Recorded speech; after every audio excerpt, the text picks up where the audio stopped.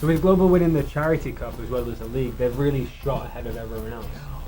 So we're asking now, how can the other teams catch up? Because at the start of the season, we saw Loyola at the top of the league. They looked unstoppable. Plus, they won the UFL Cup that time. Absolutely. And then all of a sudden, they dropped off, and no one else has been able to get close to Global. So what happened firstly to Loyola, and how can everyone catch up? For Loyola, they started very good, very decent. Yeah. They hammered Global to a 4-0 defeat. But at the same time, you have to give credit to Global because Coach Lee was Coach Lee's first game, and he was on board for probably a couple of days. I wonder what he was thinking like after the result. It's like, what have I let myself in? Yeah. He must have been. They all were running away with the league. They've been posting a lot of very good results. But then I think when Waco got sick with measles and also Tachigma, who since moved to Jeepney, I think that was their start where they lost their pace in the league. And why haven't they been able to get back? Because they still have the same players. They still have a lot of very good stars in there for Philippine football. But even in the Charity Cup, they were fourth out of the six. And that's because they had to bye right to the final. Yeah, they had to semis. Sorry. I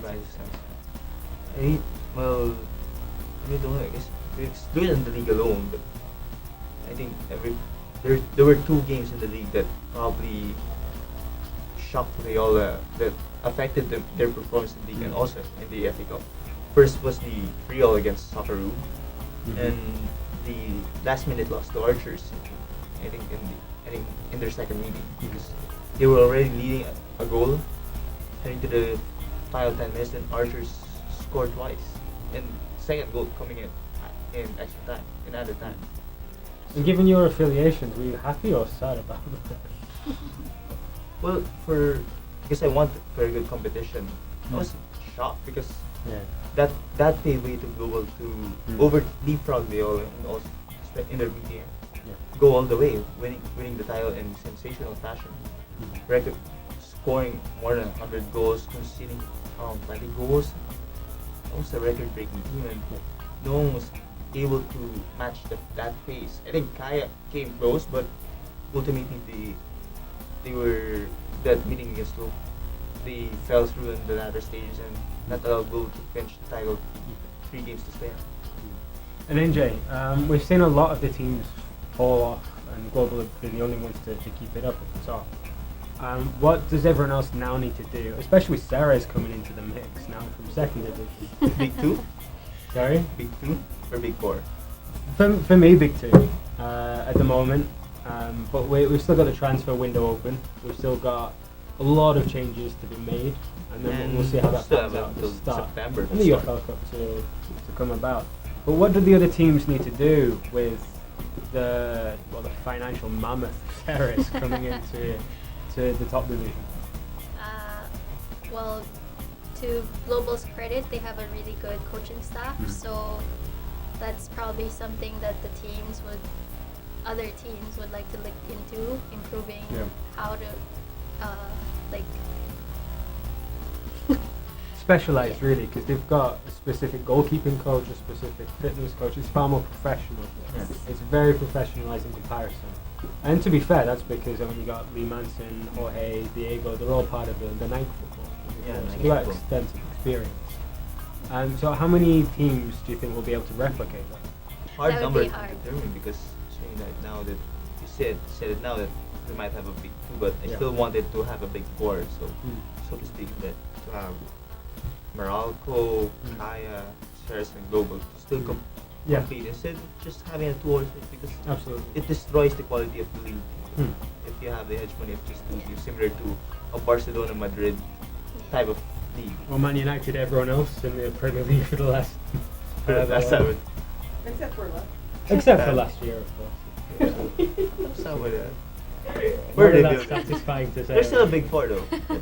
In the Premier League, there's even more now. Yeah, really. Big 5 or 6 probably. Yeah, absolutely. So that's really interesting. But back to the UFL. It's interesting to see the different styles as well, because Kaya have got a lot of youth. They focus on a lot of youth. Sarah's have got the money. Global have got the coaching.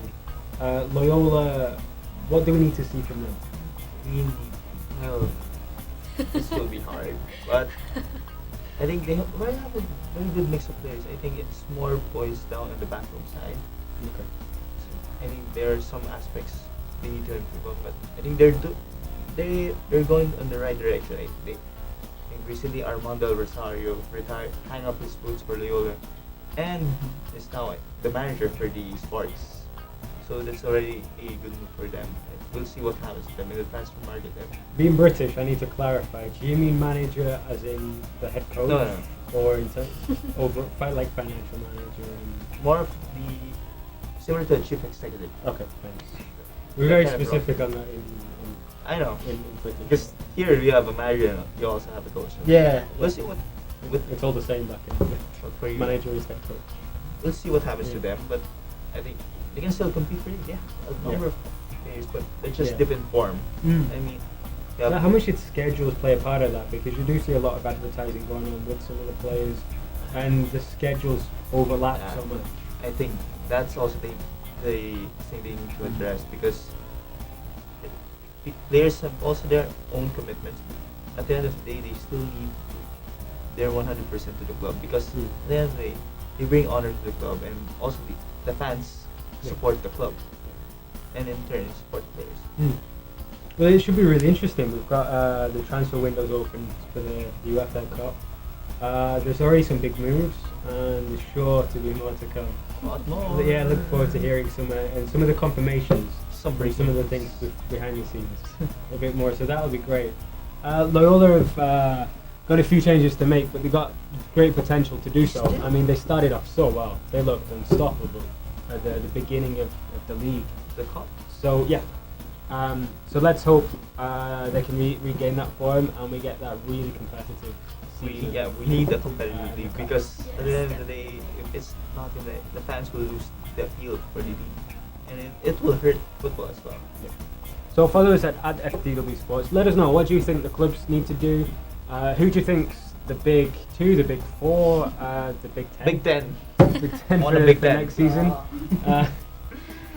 Let us know what you think at FTW Sports.